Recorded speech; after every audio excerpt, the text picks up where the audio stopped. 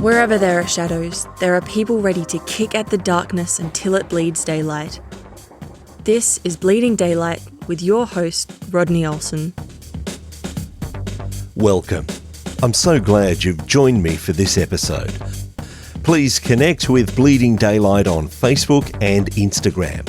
Links and other episodes are at bleedingdaylight.net. Please share this and other episodes with others. It's a strange phrase, but have you ever heard of someone dying well? What does it mean? While we have a tendency to avoid the topic of death, we know that it's somewhere on the horizon for us all. Today's guest helps people walk that journey well.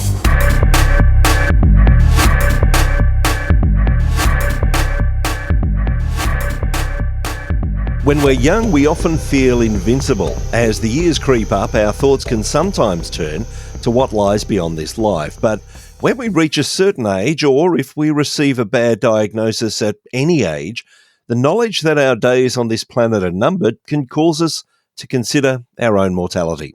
William Sofield has walked alongside many people as they've navigated those difficult days. He has served in hospital chaplaincy and currently works as a hospice chaplain. I'm pleased to have him as a guest on Bleeding Daylight today. William, thank you so much for your time. Thank you, Rodney. It's so good to be here with you. In your work, both in hospital and hospice chaplaincy, you're with people at some of the most pivotal moments in their lives. Now, as heavy as I'm sure that can be, it must be an enormous privilege for you as well. You're exactly right about that. It's a great honor to be with people at, like you say, the pivotal moments of their life. Sometimes it can be a little bit surreal for me as I'm almost every day with someone at really the worst part of their life ever. But for me, it's an ordinary day. And so it is a little bit surreal. When I meet up with people later on in life, they remember me very, very well, but I often don't remember them because it was an ordinary day for me. But it is an honor every single time. And often you're not just dealing with those who are going through whatever it might be, but it's their loved ones as well. So you're having to give comfort to both, let's say, a patient or a client, as well as the loved ones that surround them. Oh, absolutely. Especially in hospice care, many times my patients are not able to speak because they're so far along in the dying process. If they're actively dying and they're just laying in bed sleeping, then many times I go and make a visit with someone and it's really their loved one. It's the husband, the wife, the son, the daughter, the brother, the sister that I'm really talking to and ministering to. And that can be an interesting time because there's a part of us that, even though we know that death comes to all of us, we want to deny that. And I'm sure that you found loved ones who are just holding on and want you to give them the hope that their loved one is going to make it through. And you're having to navigate with them and say, that's not going to happen this time. Yeah, that's right. I believe in God. I'm a Christian minister. And so I do believe in a God that gives miracles, but they're called miracles for a reason. They don't happen that often. Certainly, I have honestly prayed for people, and God has answered prayer miraculously, and I've seen some pretty amazing things. But far more often than not, people don't get the miracle that they're hoping for. But often I will say to people, there's a miracle coming one way or the other. Either God's going to heal you or he's going to heal you in the next life.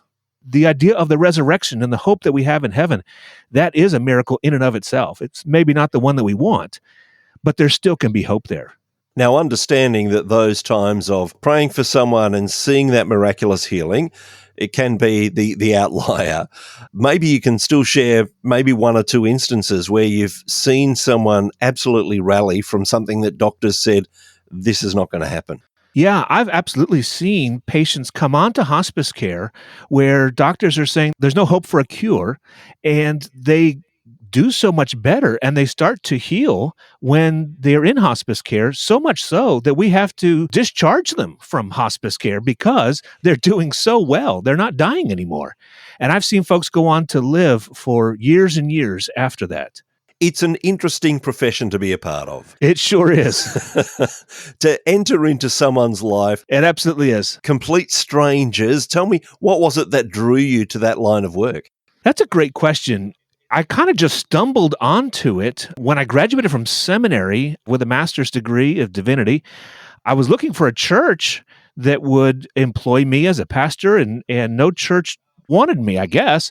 And so I looked and I found an internship in a hospital chaplaincy program. I just fell in love with it, and it's something I've been doing ever since. I wasn't really looking for it, but the Lord led me to it for sure. Tell me about those early days, because I'm sure that all the training does not prepare you for the moment that you're suddenly in a hospital situation with someone who is injured, someone who is perhaps dying or whatever the case may be, and you'll suddenly have to make it up as you go along. You're exactly right about that. When I graduated from seminary, I had a master's of divinity. Now, I could translate Greek and Hebrew. I knew my church history and theology and all those kinds of things. But when I went and sat with a patient who was dying or had just died with the family there, they didn't really care how much Greek I knew or how much Hebrew I knew. They wanted something completely different. I remember in those early days, I would go in to see patients in a nursing home on a regular basis that was connected to my hospital. I would go into a locked ward where the patients all there had some sort of dementia, advanced dementia enough that they needed to be locked so that they didn't hurt themselves or others. I remember trying to minister to those folks, people who didn't remember even who they were or how to tie their shoes or how to get dressed. Some of them weren't even able to understand how to use the toilet. These are adults, older adults. Then the question is, how do you minister the gospel to them? And nothing in my academic training had led me to that. And it was really, really difficult. Thankfully, I had some great mentors to help encourage me and point me in the right direction along the way. Now, I can see that there's great value in study. There's great value in going to a seminary or to have that kind of education. Of course. But there's something that really brings that alive when you're faced in situations where people, as you say, don't care about your studies. They don't care what you can do with Greek. That's right. They just want to know what's happening. And I'm sure it must have grown your faith too. It sure did. Let me tell you a story about that same situation where I was going into a locked ward at a nursing home. What I was doing there is to lead an evening prayer service through the Book of Common Prayer. I would go into their little living room area, and there were about 25 patients or so, and the staff would arrange the chairs in a big circle there, and I would sit in one of those chairs, and residents would sit around, and I would pass out the books of Common Prayer, and we would go through the prayers. There was one lady who would always sit right next to me. I did this Monday through Friday for a long time. She would sit right next to me, and she would be muttering under her breath. Now, all these patients have dementia, and she would be muttering under her breath all kinds of mean things, not very loud, but under her breath. You kids, stop that. Get off of my lawn. Stop throwing those eggs. Just muttering. Some of it was profane even. And she would do this through the entire prayer service as I'm reading through the Psalms and reading through the prayers of the day and that kind of thing, until we got to the Lord's Prayer. And when I would begin the Lord's Prayer, Our Father who art in heaven, hallowed be thy name, she would say it word for word right with everyone else. As soon as we stopped, she would start her muttering again until we got to the Apostles' Creed. I believe in God the Father Almighty, maker of heaven and earth. She was word for word with us through the entire thing. And then as soon as that was over, she would start muttering again. Everybody just kind of knew that's who she was. Months into this, one of the staff members said to me, this is her favorite time of every day. And on Saturday and Sunday, when you're not here, she comes and sits in this chair waiting for you. And they told me that she had been a Lutheran missionary for most of her life. She never married. Her mind was broken, but this was a way she could still connect with her Savior and still express her love for the Lord. It was a great honor for me to help her to do that.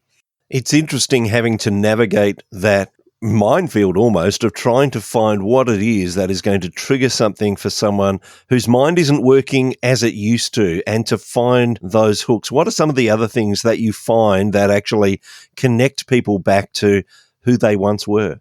For a lot of my patients, singing is a big, big deal. So I don't have the greatest singing voice, but when I go into homes or nursing homes or wherever people are, Many of them are bedbound or they're homebound, not able to get out anymore. And I sing old hymns with them. They just love listen. Sometimes they just ask me to sing and sing and sing and not stop. And it's just wonderful. I remember one man, he didn't really want me to sing. He wanted me to read the Bible. And so I picked up his Bible that he had marked up over years and years and years of study. He was blind now and couldn't read it. So he asked me to read it, and I would just read his Bible, and I would go for 20, 30, 40 minutes, and he always wanted me to read more. I just find different ways to help try and connect people back to their faith. For many people, there is that memory, and some, it's way back. For some, it's something that happened in their childhood or in their early days, and you're reconnecting them to that. But I'm sure that also in this sort of environment, you're encountering people that have never been a person of faith. How do you start to minister to them at that point in their life? Boy, that's a great question.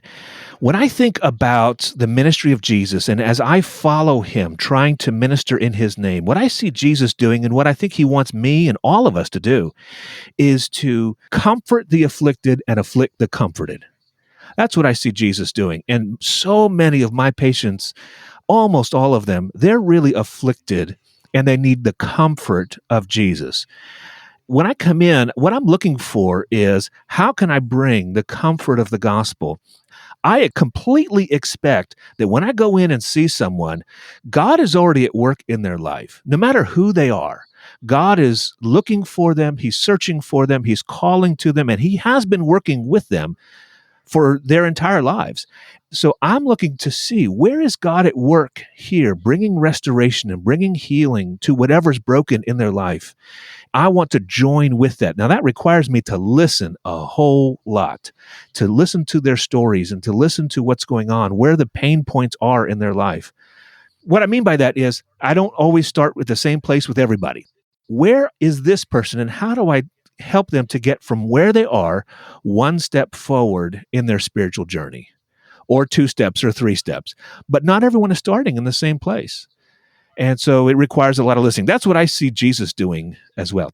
What it does as well is it makes it a little bit more difficult because you're having to find a different starting point for each person. But at the same time, knowing that Jesus has already been at work in their life, it must take a huge weight off your shoulders, knowing that actually I'm just walking alongside not only this person, but alongside the work of Jesus through the Holy Spirit in this person's life. You're exactly right about that. Sometimes I will walk into, especially for my hospice patients, and there'll be a family member, a younger person, who will meet me at the door or before I go in to see the patient, and they'll say, my grandfather has never accepted Jesus in his life, and I need you to go in there and save him.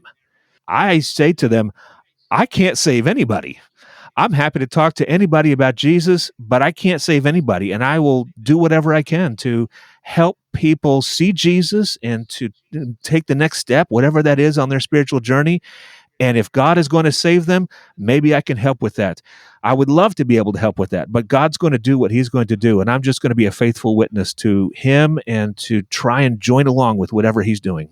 We know that there are essentials to the faith, and we're not going to back away from that. But at the same time, we know that God works in different ways to what we might imagine. How difficult is it sometimes in dealing with loved ones like that who say, you just go in, get them to say the sinner's prayer and you're done, to let them see that actually God may be working in a different way and I'm just having to cooperate with what Jesus is already doing in their life? Yeah, when I tell people that I can't save anybody, I can talk to people about Jesus, but I can't force Jesus on anyone. Generally, they can be sad about that, but I think they have to admit, I'm not Jesus. They've tried to do that, and maybe it has been unsuccessful for them as well. All of us have to make that choice. You're right. There are things that we believe about this life and faith and Jesus and the afterlife. I'm with you 100% there. And I am happy to testify to Jesus to anyone, anywhere, and especially to those who are nearing the very, very end of their life. But it's between them and Jesus as to what they do with it. I have heard that many people, once they are reaching the end of their life, it's not really a resignation to that, but it's an acknowledgement and an understanding that this is where things are going to go, and they will accept that. And yet many of their loved ones are not really at that point of accepting that yet. I guess that can be a difficult road to navigate when you're actually helping loved ones understand there is no journey back from this, and I want you to be comfortable with that and helping them to accept that as well.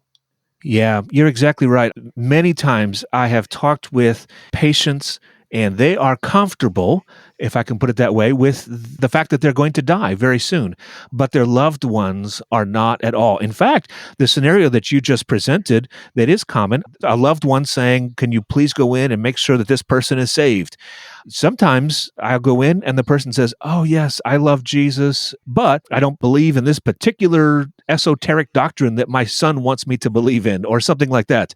The person who's dying is comfortable with their dying. It's the person who is standing by that really isn't. Honestly, it goes the other way as well. Sometimes people who are dying are not ready to die. And that's another thing that I love to help with. How can I help you to get ready for what's coming up? Every person you deal with is different. Every patient, every loved one. Yes. And you're having to listen. But I believe that something that underpins the way you work in that difference is you have a theory or theology of spiritual care at the end of life. Talk to me about that. I really think that part of what it means to be spiritual is that we are connected. All of us have some sort of connection to God, to those around us, our loved ones, our family and friends, connection to ourselves, and connection to the world. Part of what it means to be spiritual is to have good connections in these various ways. And so as I provide spiritual care to people, one of the things I am looking for always is, where do people feel disconnected? Do they feel disconnected from God? Do they feel disconnected from their wife or husband or children or grandchildren? Do they feel disconnected from themselves? And often people do. Or do they feel disconnected from some hobby or some cause in the world that's important to them? The work that I try to do is to help people to heal connections where they're really missing. Some people are willing to let me help them do that, and others not so much. We hear the phrase dying well, and we talk about people who that person died well. Can you explain from your perspective what that seems to mean when you're seeing someone who has come to accept the fact that they're not going to be around forever and that they're able to die well? What does that mean? Yeah, so to die well, I think, is to be connected in those ways. Or at least I can say, if you are well connected to God, to your loved ones, to yourself, then when death comes, it will be a good death, especially if as you are looking for the hope of heaven. I met a man who came into our hospice care. He lived at home. He was about 85 years old. His body was filled with cancer and his heart was failing as well. He had been an active deacon in his small Baptist church for more than 50 years. And when I met him, he was laying in bed. He was bedbound in his home. He had never finished the 8th grade in school because his family, when he was young, needed him to work on the farm. As an adult, he worked on the farm, and then they sold the farm, and he worked in a factory actually for most of his life. And I sat with him and his dear wife. She would change his diapers every day and sing to him the old gospel songs. I visited him a bunch of times, and he loved to hear me pray for him, and he actually would pray for me as well. One of the things that he said many times to me, though, he said, "I'm ready to see Jesus, but I'm not ready to leave my family and my church friends."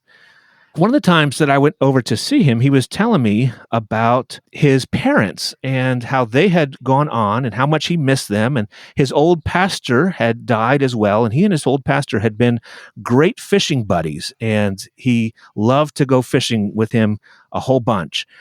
His wife was there, part of that conversation. And she said, "I'm kind of jealous that you're going to see our friends in heaven before I get to see them again."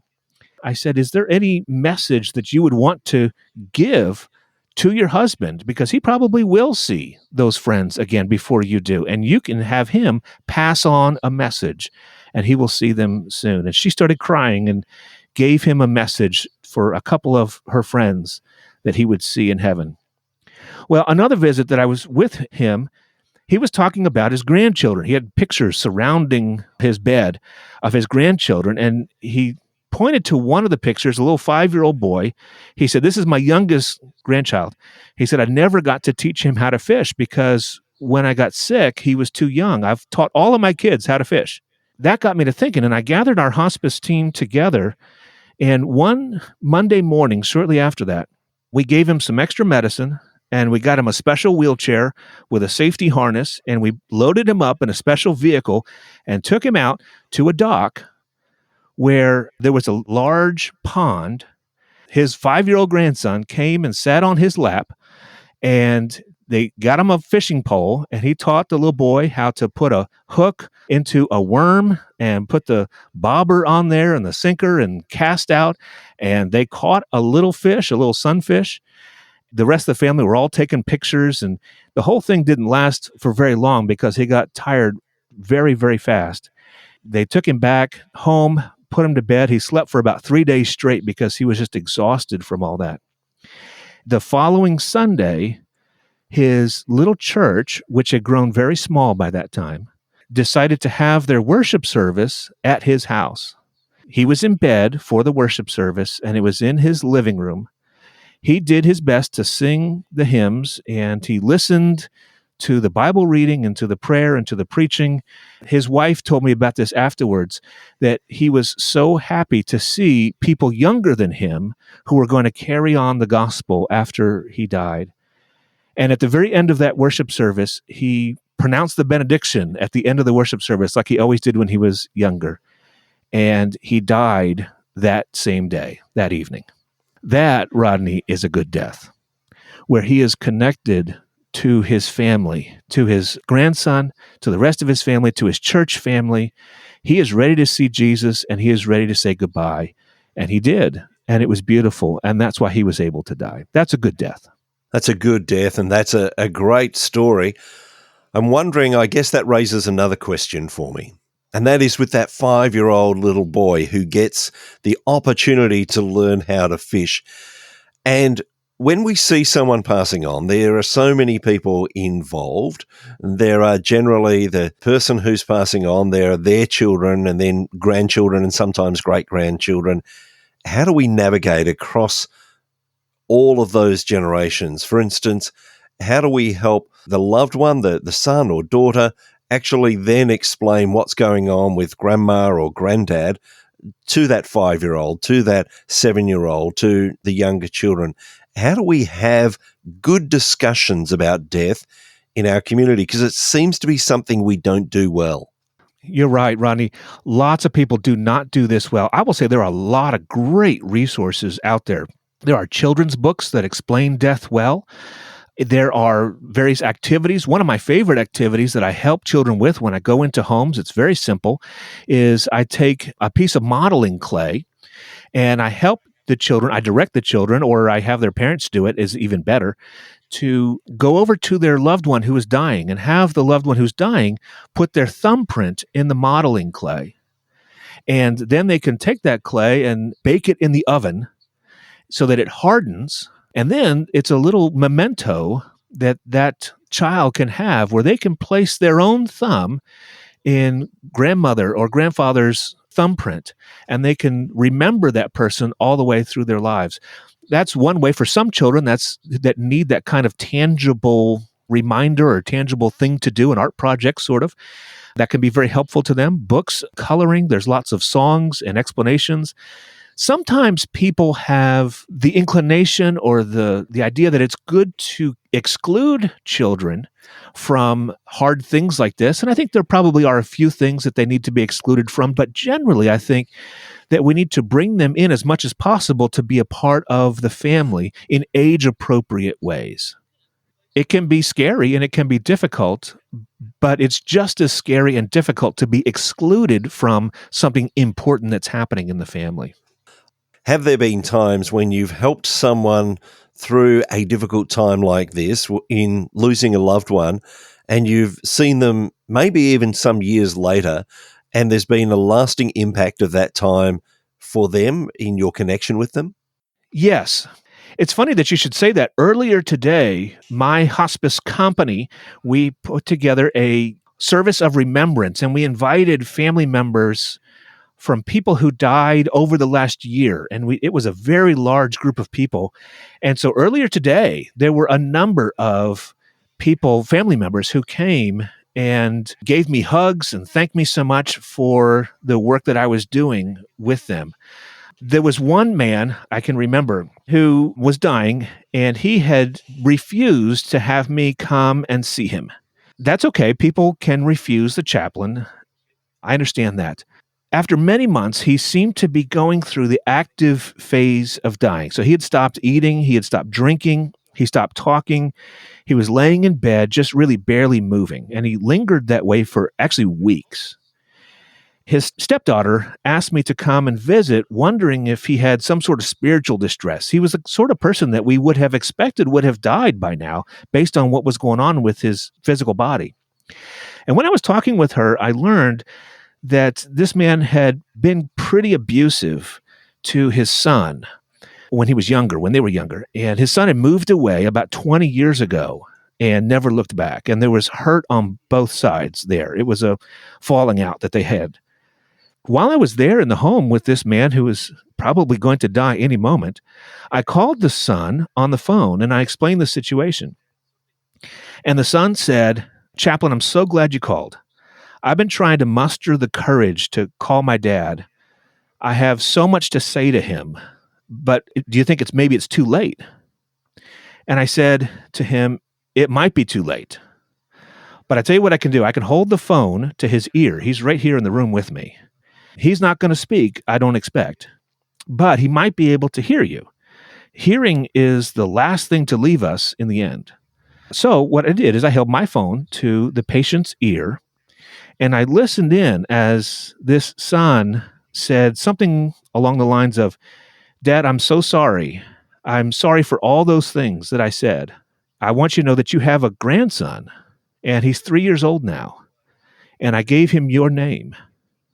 And I tell him about how hard you worked for our family and your courage in the war. And I know that you feel bad about what you've done, and I want you to know that I forgive you. And I love you. I found Jesus, and he has given me the strength to forgive you." And I watched as a tear rolled down my patient's face. It was the only way that he could respond. It was pretty obvious to me that that's what he was waiting for, because I found out shortly after I left, it was about an hour after that conversation, that he died. What he needed was a chaplain to die in peace and to heal that broken relationship. And it was sometime later, it was about a year and a half later, that I ran into that man, and he gave me a big hug. And he said, "Thank you so much for helping to make that happen." He had had so much peace. He felt like he was waiting way too late, but then I gave him that opportunity. And it was pretty clear to me that his dad was able to hear and understand and accept what his son was saying. And it made a humongous difference in his life. And I imagine that is a lesson to all of us, to not leave things undone, to not leave those words unsaid, that we don't have to wait till someone is in their final days to resolve things. And I suppose that you've seen that all too often when that does come too late. And so we should be looking to keep short accounts with our loved ones. Yeah, you're exactly right about that. There have been way too many times when people harbor bitterness. I've got a lot of good stories, happy stories of good deaths like those that I've just told. But I've also got stories of really bad deaths as well, where people just will not forgive and they just hold on to grievances. It can be really awful. And those things build and build and build. And keeping short accounts is the best way to live. It's the way Jesus taught us. What would be your final word of advice for anyone who's listening at the moment who is walking alongside a loved one who doesn't have that many days left? I would say, I hope that you have hospice care that can help you to treat the medical issues, but death is far more physical than it is medical, and it's far more spiritual than it is physical. As long as your loved one is comfortable and relaxed, your main job is to connect with them. Your main job is to hold their hand and to sing to them and to listen to them and to speak to them and to cherish these last days. One of the things I often tell folks in this situation is that research tells us that there are 5 statements that need to be said to help with the connection at the very end. And they are these: I forgive you. Do you forgive me? I love you. Thank you. And goodbye. And often, those are the hardest things to say, but they are the most important. Yeah, I can tell that some of those things will be easier depending on the relationship, but yeah, some hard things, and yet some ways that we can help a loved one die well and help us move on well once they're gone, I suppose. Yeah, I think that's right. People who have had those conversations and have said those things, it's much easier to move on. William, I want to thank you so much for the work that you're doing. I want to thank you for the stories that you've shared. And thank you especially for spending some time today on Bleeding Daylight. If people want to connect with you, where's the easiest place for them to find you? Well, I have a podcast with my pastor. It's the Hopper Podcast, and you can search for that for wherever you find podcasts. And it is not so much about hospice care. It's just conversations about difficult things in life, and we also are pretty silly at times when silliness is called for, and we're very serious when it's serious, important topics as well. But that's the Hopper Podcast. And I will put links to the Hopper Podcast in the show notes at bleedingdaylight.net. I've had a listen. I know that people will enjoy it. As you say, this is not down the same lines as what we've been talking about today, but it is some valuable stuff and a lot of fun stuff as well. So I will definitely make sure that people have a link to that. William, thank you so much for your time today on Bleeding Daylight. Oh, it's been a pleasure to talk with you, Rodney. The Lord bless you. Thank you for listening to Bleeding Daylight. Please help us to shine more light into the darkness by sharing this episode with others. For further details and more episodes, please visit bleedingdaylight.net.